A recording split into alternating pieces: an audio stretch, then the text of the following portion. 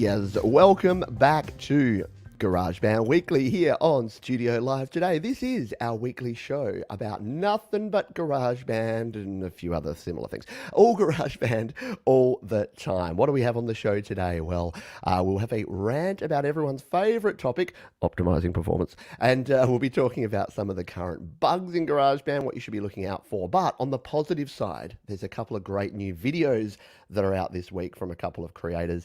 And in my tip of the week, I'll be revisiting a topic I get asked about a lot, which is connecting up audio devices to your Mac, your iPhone, your iPad to run GarageBand. But if it's your first time here on the channel, my name is Pete and this is Studio Live today. My goal on this channel is to help you create, record and release your best music. And GarageBand just so happens to be a free piece of software that helps you do just that. So that is what we focus on in this show. If you're a GarageBand user already, welcome. If you are just GarageBand curious, then yeah, welcome as well.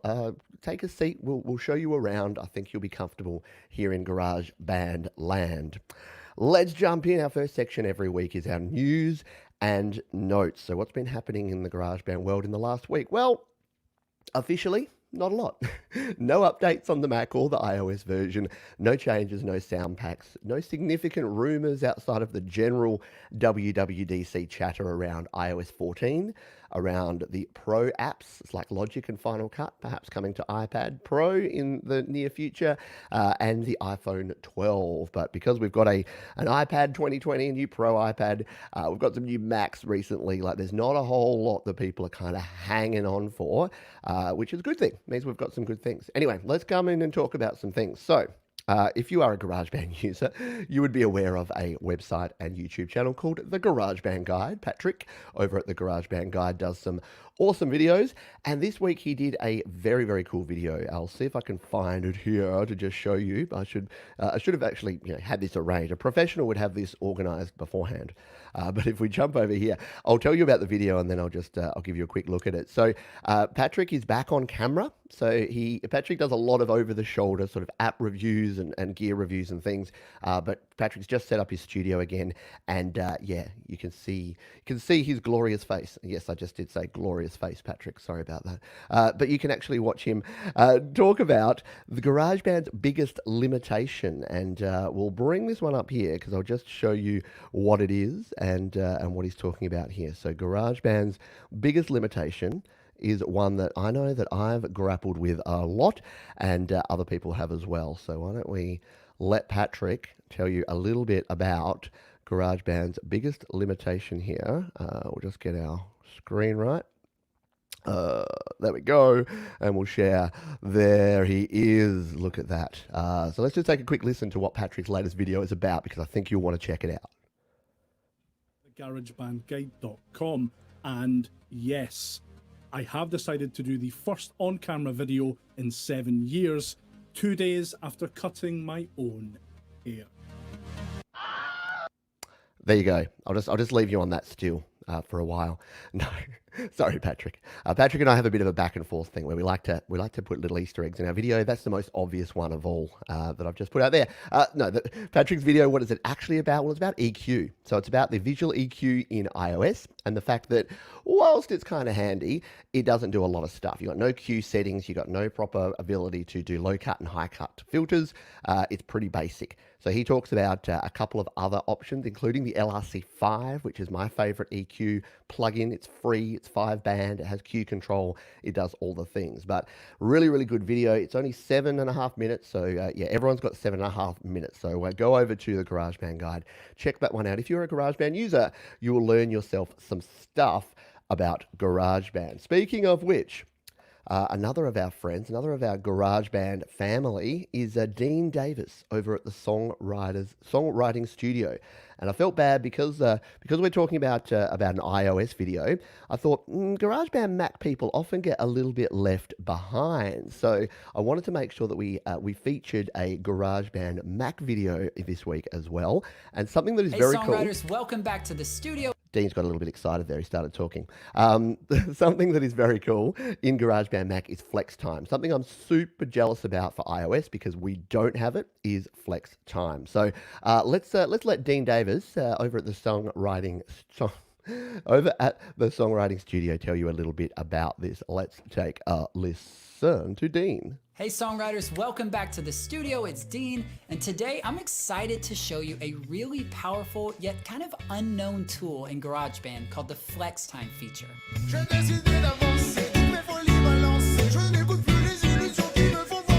And in today's video, I'm actually going to take you inside of a client's project and show you how I use the Flex Time feature in a professional production. There you go. I will let you find out all about Flex Time and how Dean uses it in that professional production. But a very cool video, definitely one to watch if you are a GarageBand Mac user, or if, like me, you use GarageBand on your iPhone or iPad and are super jealous that Flex Time is a thing that our friends over on the Mac version get to use. So check out those couple of things.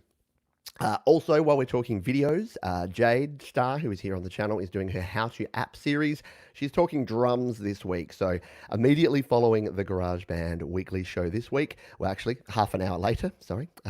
But just get there, just go there and set up and you know, grab some popcorn and wait for half an hour. But go and check out Jade's channel. If you haven't already, just jump over there. I'm sure Jade can throw a link here in the comments and check out her How To App series. Last week was super cool, not just because she used some of my music in it, but it was super cool for other reasons as well, for the fact that I learned a bunch of stuff about iSymphonic and about Heavy Brass, an app that I've never tried, so I saw that in action, and Music Studio, again, an app I've never used. So if you want to broaden your mobile creation horizons, go and check that one out as well.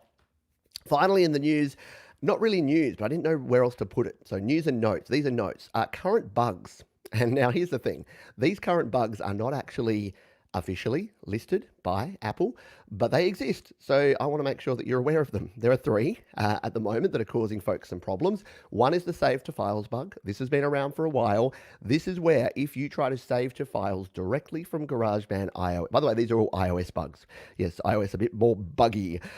So if you try to save to files directly from your GarageBand project, you're going to run into a problem because it's going to create these weird ghost files. So if I'm here in GarageBand, if I'm going to go, I'll just bring up my screen. If I'm going to go and share this, and I share the song, and yeah, we'll just share it as a WAV file, it's going to pop up here. And what you don't want to do, oh, I've lost it. What you don't want to do is hit the Save to Files button straight away. I'll just come in here, I'll show you.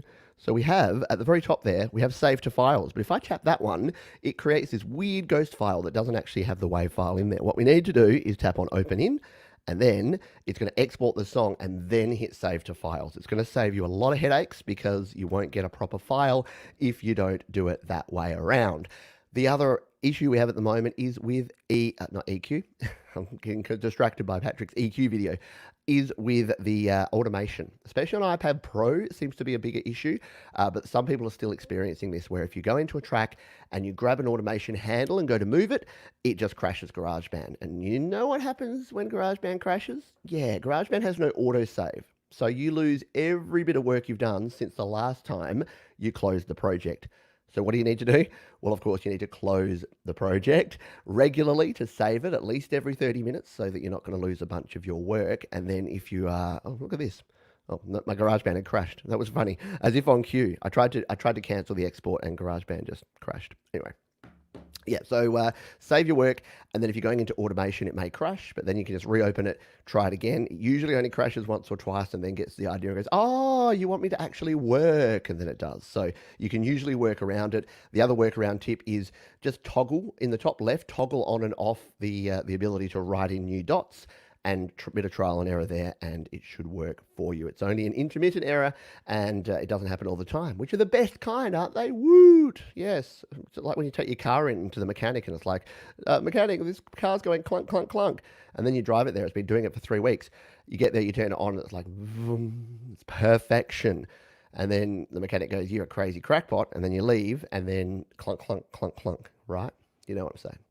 The other bug is the background mode. So GarageBand has a very cool feature, which is called background mode, where say I wanted to record a vocal here and I hit the record button, I can then switch over to another app. So I've got my notes in OneNote. I can switch over to OneNote and then start reading my lyrics and sing along. That's really cool because it'll just keep recording on GarageBand in the background. Some models of iPad, and I still haven't quite worked out exactly which ones, background mode is not being supported at the moment. So it will crash or it will stop recording as soon as you, or not as soon as, but within about 5 seconds of you switching to another app.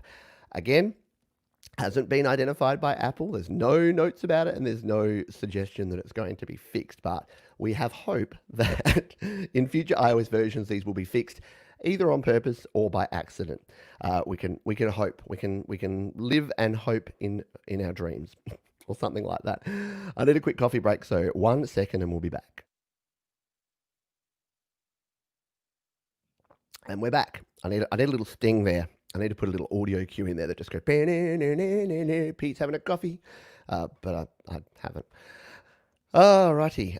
So Jade, as we mentioned there, we'll be giving away an amazing drum app also to the lucky winner. Ooh, there you go. Even more opportunity, even more reason to get on over there and do that thing.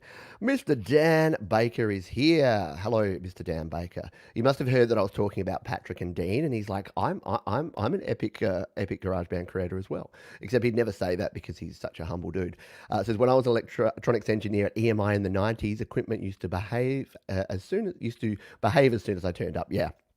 I have no doubt that would be the case, and it's the same with a lot of things, isn't it? You go and you're just like, yep, no. As soon as you, yeah, I've done that too. You've been in the Apple Store, and I'm like, hey, look at what happens when I do this, and it goes, oh, it didn't happen that time. Hang on, wait a minute. I'll get it to do it. I'll be able to do it. Yeah, takes a while. Doesn't do it. Righty-okey. Why don't we get into a bit of a rant? Because I've got a bit of a fun rant this week. I alluded to it at the start. Now, I've got a buddy, Marcel, who's been keeping me updated. He creates some extremely intricate GarageBand projects. So in the category of a Dan Baker, who we saw here, so uses up a lot of tracks, basically tries to blow up his iPad and iPhone whenever creating. So throws tracks and effects and does a whole lot of MIDI note editing, creates some amazing music. Shout out to you, Marcel. Marcel's been working on some projects lately and has been getting the dreaded optimizing performance popping up. And he's been trying to work through this and go, okay, we'll just do our thing. But you may not be aware of this, or you may, because you may have experienced it. But what optimizing performance can do is make your project file sizes go from this to this, especially if you've got a lot of MIDI tracks. The reason being, one of the behaviors of optimizing performance, and don't go looking for the documentation for this because it doesn't exist. They don't say this is what happens, but trust me, it does, is that it takes all of your tracks, even your MIDI tracks, and then it converts those to AIF files, which are high resolution audio files. The reason it does that, we speculate, I need to sound like a lawyer with this stuff. It is accused that what happens there, the reason it does that is so that it can play back. It doesn't have to process all the effects. It just renders down. What optimizing performance is doing is it's rendering down an audio file of all of your tracks so that when you play or you record a track along with that, it's just playing back. And it's a lot easier for the processor to just play back than it is to process effects, to process plugins, to do all of that jazz, to run virtual instruments, third-party plugins, all of the rest of it. So Marcel had a track that had 20, 30 tracks in it, and it optimized performance. Can you say that? It optimized the performance. And his project went from something like 100 meg or 200 meg up to like 1.4 gigabytes. So it went up 7-8 times in size, which makes sense once you know that that's what's happening under the hood, that it's actually just creating all of these AIF files that you then have in your project file. So he contacted Apple and wanted to find out what the actual. So he's been on the phone with a bunch of different Apple engineers and with customer service managers and a bunch of people. And I might get Marcel, once he gets through the end of this, I might ask if he can release the transcript because it's fascinating stuff. I think he said some of the Apple people didn't want to be identified, at least not in this sort of forum. But yeah, and look, I don't think, here's what I think. I'll give you my reasoning behind this, and then you let me know what you think's going on here. So he's asking the question, why does it do this? Why is it not documented? And how do I stop it? How do I actually get these project file sites? Because his problem's not that optimizing performance happens. If it happens, fair enough. But tell us, just say, it's doing this because it's saving on resources. It's to stop your project crashing. It's for your own good. At least if we knew that, we'd go, thanks, Apple. Solid. But it doesn't. And then the other problem is the project file sizes. So we know that you don't need it to be that big, and it's taking up a bunch of space on your storage, on your phone storage or on your iCloud storage, because instead of it being 100 or 200 meg, it's 1.5, 2 gigabytes. So how do we get it back? Like, how do we just remove? You can go in there and manually remove those AIF files, but guess what? You go and open that project again, and it instantly optimizes performance, and then it goes back to its original size. So I say all this to say, if you've got experience, I would love to do another extended video on optimizing performance. And I'd love some examples to sort of show the in-depth stuff of what actually goes on, because it doesn't sound like my speculation on this is, and I've worked for a lot of big companies where this is the case. I think whoever wrote the original code of the optimizing performance, all the algorithms and things that do optimizing performance, is probably working for another company now. And the people that are now working on the GarageBand project probably just have that little bit of code that just sits in a black box, and they're like, let's not touch that, it ain't broke. But I don't know that anyone actually knows. So I don't know that it's even that they don't want to tell us about it. I think it's more that no one actually knows the real answer. And the fact that Marcel's gone back and forth with a bunch of people a bunch of times and getting different answers and not really getting a straight answer that says, yes, it's this is why we do it, and this is what it does, that kind of says to me. Anyways, I'm not usually conspiratorial, but I'm just fascinated. I'm more interested and fascinated by what the deal is with this and why they won't just come out and say, oh yeah, that's a feature. Like, sell it as a feature, Apple. It's a feature. If it's going to make, I would rather sit there and wait for it to optimize performance for 10 minutes than have my entire project crash and lose all my work. So there you go. There's my challenge to you. What do you think? Let me know what your thoughts are on that one. Yeah, we'll go from there. All right, let's continue. Let's continue with our next section. Sorry, I got all fired up with my ranting. Let's now talk about connecting audio devices, shall we? So I get asked this a lot. Once you start using GarageBand, either on your iPhone or your iPad or your Mac, and you're using it just with your normal sound card, right? So you're playing back your audio, you're using some virtual instruments. That's all cool, but the power of GarageBand is that you can combine your touchscreen instruments and your virtual instruments, or if you're using GarageBand on Mac, you can combine your virtual instruments there that you can program in on the MIDI grid or with your typing keyboard, and then you can add in your own sounds. But once you start adding your own sounds, you'll quickly realize that the built-in microphone or your headset microphone on your iPhone or iPad or the built-in microphone on your Mac is kind of not going to cut it when it comes to actually recording high-quality audio. So what most folks do is they reach for, you guessed it, an audio interface. So like this one. This is the Steinberg UR22C.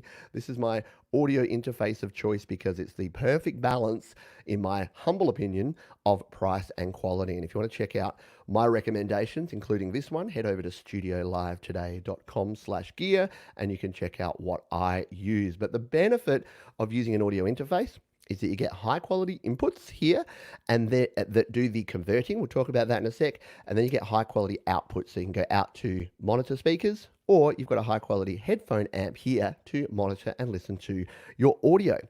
Now, the thing that I wanted to point out here is as soon as you plug this into your Mac via USB, this becomes the sound card. And I know that might sound obvious, and a lot of folks are saying, yes, Pete, we know how audio interfaces work. But remember, everyone starts at zero, and there's probably folks watching this that are just starting out in GarageBand that may not be aware of that. So as soon as you plug in a USB audio device, this is now your microphone inputs, line 1, line 2, and this is now your outputs. So as soon as you set your software to use this, the sound card in your Mac is disabled. The exact same thing happens when you connect it up to an iPhone or iPad. The only difference is you need to use the Lightning to USB 3 adapter. I normally have it handy. It's normally within arm's reach. Let's see if I'm right. Yep, it is within arm's reach. You need this one. You need a Apple Lightning to USB 3 adapter that looks like this and is available down there. So as soon as you have this, you hook up your USB device, same deal. But again, keep in mind, I get folks tripped up, especially with older iPads and iPhones. They plug in one of these and then they try to monitor their audio and they don't hear anything. It's because they're not plugging into this headphone jack. They're plugging into the headphone jack on their phone or their iPad, if they're lucky enough to have one, instead of plugging into here. So this is another advantage of this, is you get a headphone jack for devices that no longer have headphone jacks. So that is a couple of things to keep in mind there. You need the adapter for iOS, you don't with the other. It will replace that. Now, the power situation, mostly for iOS, but sometimes on a Mac, sometimes you'll need additional power. And that's where a powered USB hub is the device you need. Here is one I prepared earlier. I just need to unplug it. I use this one, the 10DAC powered USB hub. It works a treat, 4 ports there, an additional power only port if you want to power up your iPhone or iPad, which you can do through the additional power adapter there. So this and this are kind of the 2 things that you'll need if you're using an iPad or an iPhone. If you're on a Mac, you generally don't need anything else because your audio interface will be bus powered, and just plugging it in, you should be good to go to plug and play. Finally, if you want a really simple solution and you're using either a Mac or an iPhone or iPad, you don't want to worry about adapters, you don't want to worry about power, check out the iRig Pro series. There's the iRig Pro IO and the iRig Pro Duo. Once again, you can check them out over at the Gear Guide over there. And I've reviewed the iRig Pro IO. It's a really good, really high quality interface. And the beauty of that is that it has both a Lightning and a USB cable included in the box. So out of the box, you don't need any additional hardware. You don't need to worry about power. You just plug it straight into either your iPad, your iPhone, or your Mac, and you're good to go. So that's a good option if you don't want to mess around with anything. You want something that you know is going to be high quality and you know is going to work. And a couple of final things about this. The reason these are good is that when you plug in via analog, so when you plug into the headphone jack or using your dongle, your phone is doing the digital conversion. It's doing the analog to digital conversion. As soon as you use one of these, this has a processor in here. This has the preamps here, which give you high quality inputs, but it also has the converter to do your analog to digital conversion. So that is going to give you much better quality sound in your GarageBand recordings. Let me know what you use. Do you have an audio interface? What is your go-to way to get high quality sounds into your GarageBand projects? All right, we've got a couple more sections to go. Dan Baker says, if you come to the UK anytime, look me up and we'll jam. That will be happening when the world irons out the wrinkles in the current situations. I do want to get back to the UK and Europe, and I will be tracking you down. I will be finding you. It's sounding scary now, Dan. I'll be tracking you down and coming for a jam. Hello to everyone else who is here live. Josephine, good to see you here. And yes, so April Keys did a stream yesterday. I was there. Other folks were there. It was very, very cool. So check out April Keys' channel and check out Josephine's channel too. All great music creators sharing great stuff. Let's have a look. Jeff Brush says, too bad you don't make $100 for every Lightning to USB mention. Who says I don't? Ooh. Not quite. And Dan Baker's saying that he's got the Lightning to USB and Lightning to FireWire. Yeah, I don't even talk FireWire anymore. I did in a recent video. I talked about the history. FireWire has become in the history along with those like PCI cards used to plug in and connect to. So yeah, absolutely. Dan's made a really good point here too, which is that the IQ. Dan, we have to have you on this show. Why haven't I not invited you on this show? Dan, next week, if you're free, come on the show. But yeah, the IQ6, so the Zoom IQ6 is a little Lightning microphone, and I use the Shure MV88. They're just a little condenser capsule microphone, and they plug directly into your Lightning port. They work really well if you just want a quick but high quality solution that can get the job done, connected up to your iPhone or iPad directly via Lightning. So go with that. Tom Rochelle is suggesting that it's optimizing performance gate. Yes, maybe. Hello to you, Stu, by the way. Hello to Jeff, if I haven't said g'day to you too. Hello to Death Chains, to the Demon SL. Hello to you. Hope you are doing well. And hello to you, my friend. No questions today, just checking in, which is good. I love that. And the tip of the day is blow up your iOS device. Yeah, it is. Be like Dan Baker, be like my friend Marcel, see what you can do, see how far you can push your iOS device until it explodes. But then don't come and blame me, because I take no responsibility. What is it? I've forgotten the quote, but it's like all intention, no responsibility, something like that. Anyway, let's continue on. What have we got left in the show?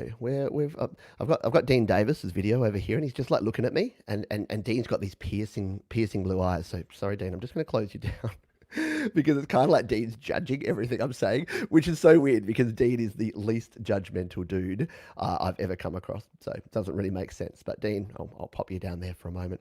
Let's continue. Oh, by the way, while we're talking, everyone, and while I'm plugging other channels, I did talk about Dan Baker. If you missed Jade's interview with Dan last week, Jade did an interview with Dan Baker. It was like an hour and a half, and I was transfixed. I was just walking, actually. I was outside walking because I do a lot of walking, and I was listening and tuning in. And yeah, it was one of those things, sometimes a show like mine just goes on and on and on, and you're like, when will this end?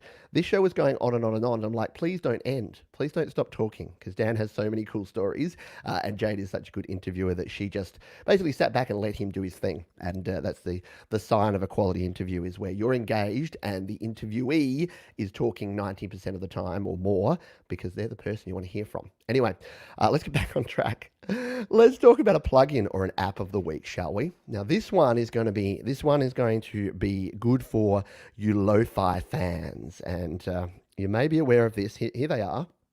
Surprise, these two. There's Tape Cassette and there's Tape Cassette 2. Just making sure it's not bringing up anything weird there. So the original Tape Cassette that you can see on the left there was a very cool app. It looked, let's just open it up, looked like this. So yeah, cool app. Few dials there. The whole point of these apps is to give you, and it's very weird. Actually, Jade and Dan, this is why it's related. Jade and Dan were talking about this last week. They were talking about the fact that we spent how long trying to remove the tape and the vinyl sounds, well, not the vinyl sounds, because you don't record with vinyl, but the tape sounds from our recordings, because for the younger folks in the audience, sounding like old man Pete here, for the younger folks, we used to record to tape, and tape had its own distinct sounds. It had things called wow and flutter, which you can investigate and find out what they mean, and it had a nice saturation. And a lot of folks thought that the warmth that you get from the saturation from an actual tape deck recording or recording to a reel of tape actually sounded really good. So with Tape Cassette, you can actually use these either standalone or as a plugin in GarageBand to actually give yourself that nice warm sound. Well, guess what? The folks that bring you Tape Cassette have now brought you Tape Cassette 2 Electric Boogaloo. So now you can get the same cool tape saturation effects, but they've added a couple of things. So I'm just going to bring it up here. I'm just going to throw it here. So actually, I should probably show you this. It's gone haywire. I know this is a bit of a low-tech way to show you a plugin. But here's my GarageBand project, right? We're going to tap here to add a plugin. We're going to go to my audio unit extensions, and we're going to go down to the T's. Oops, too far. Tape Cassette 2. And then we can just come in here and dial in some settings. And there you go. You can see it's had an upgrade. I kind of like the old interface. I don't know why.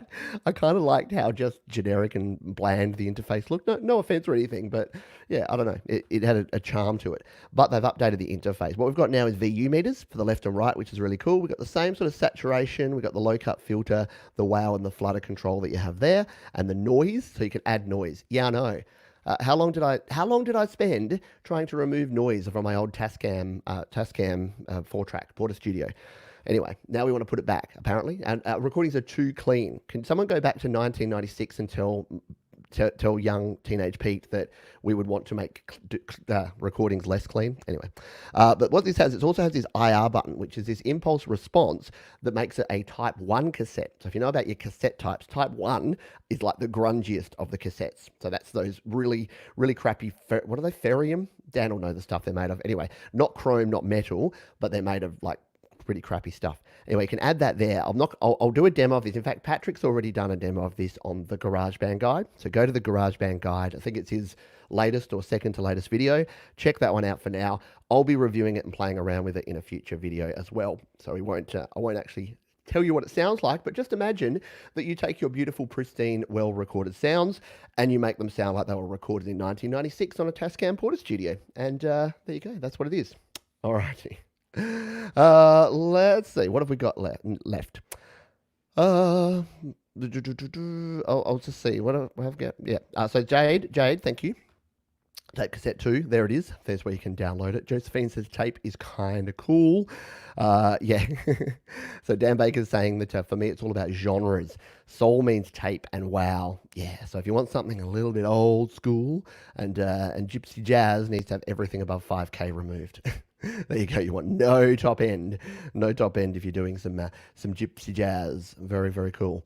Righty. And there is tape cassette 1 as well. Nice. Let's finish this off, shall we? With our resource of the week. So, the resource of the week this week, I just wanted to show you, this is going to be super self-serving, but I just want to show you a couple of things that are over on my website. I know, how self-serving is that? But I get a lot of questions about how do I do X, how do I do Y in GarageBand, and do you have a video on this or do you have a video on that? Now, whilst I'm more than happy to answer questions, there's actually a really easy way for you to find out yourself, and that is to use the search bar over here on my website. So if you go to studiolivetoday.com, instead of having to message Pete and wait the probably 7 days for me to catch up on my emails or my messages and get back to you, come here to studiolivetoday.com. Click on this green button or tap on the button when you're up there, and you can actually search for pretty much anything here. So in here we've got, say, GarageBand Automation. Here's one I prepared earlier. If we search GarageBand Automation, it's going to bring up any search results, and boom, how to use volume automation with drums and simples, how to mix vocals using automation in GarageBand, stereo panning effect. So I've painstakingly put every one of my videos here on my website as well. So you can, of course, search Google, you can search YouTube, you can search other places, but if you're like, I know Pete did a video about that. Yeah, but he's done 1,200 videos. Where is the video about blah? Then you can just go to studiolivetoday.com and do that. The other place you can go here, the GarageBand iOS FAQ. And this one has a bunch of sort of playlists for starting out with GarageBand that can get you going. And then down here, we've got all the questions. So in alphabetical order, we've got all the questions with a question, an answer for the too long didn't watch crowd that just tells you how to do it, and then a link to a video or videos that are actually going to show you in an actual video demonstration how I do that thing. So I just wanted to put that out there because, again, I do get lots of different questions, and I do a Q&A show. I'm always down in the comments answering questions, but it is reaching a point where I'm just not going to have the time anymore. So I don't want you to not get the answers to your GarageBand questions, but I do want to make sure that I provide as much information. And the other places you can go, of course, all the places we've talked about here. Go to the GarageBand Guide, the Songwriting Studio, Dan Baker's channel. There are a heap of places online, and especially, and this is a segue into our last section, the GarageBand Users Facebook group. If you're not a member, if you're a Facebook user, or even if you're not, what I usually say is, if you're not a Facebook user, just become a Facebook user just to join GarageBand Users. If you love GarageBand and you want a community full of folks where you can share ideas, ask questions, share information, GarageBand Users is the place to go.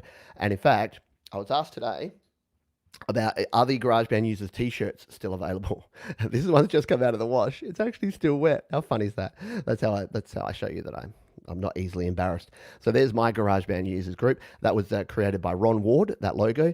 Very cool t-shirts. They're available over on the GarageBand Users Facebook page. There's a link over there. So if you want to, again, join an interactive community of GarageBand people, head on over to GarageBand Users. Thanks again for being here, folks, today. I hope you enjoyed the show. Once again, more information is over at studiolivetoday.com. We'll be back again next week with another installment of GarageBand goodness. Until then, I'll see you next time.